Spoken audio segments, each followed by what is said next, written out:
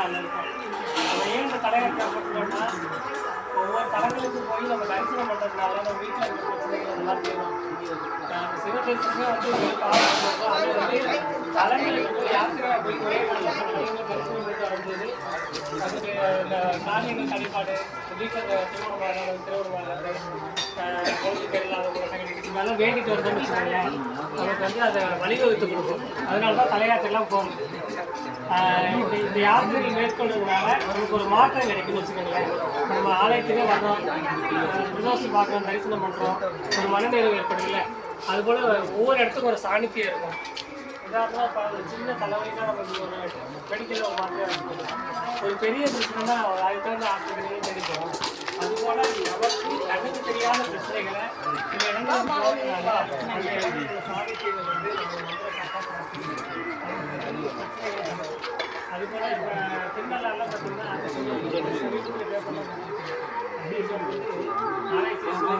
Satellite அனுப்பும்போது அந்த அவ்வளோ பெரிய கண்ணுக்கு தெரியாத வானத்தில் அனுப்புகிற சேட்டலைட்டை திருநள்ளாறு கிராஸ் பண்ணும்போது அந்த கதிர்வீச்சு வந்து ஸ்டக் ஆகுது, அது வந்து ஆஃப் ஆகிடுச்சு.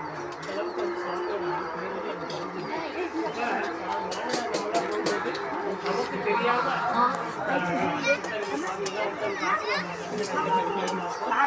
இங்கிலீஷ் 18 நாட்டியாக 1512 ஒரு வருஷம் போகிற ஆரம்பிலிருந்து 3 வேலை திருவள்ளூர் சாப்பாடு. நீங்கள் இப்போ கட்டி சொல்கிற சாப்பாடு அது ஆகாது. காலையில் பிரியாணி சாப்பிட்டோம்.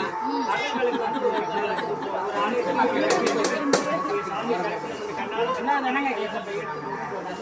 இதை உங்களுக்கு தெரிஞ்சவங்களுக்கு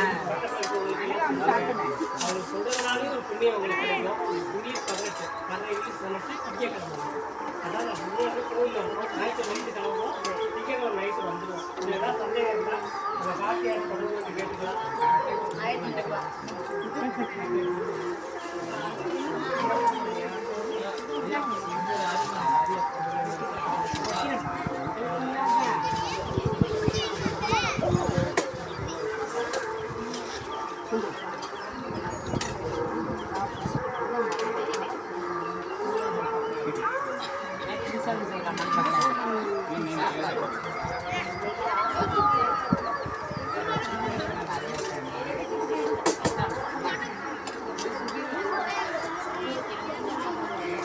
பார்த்து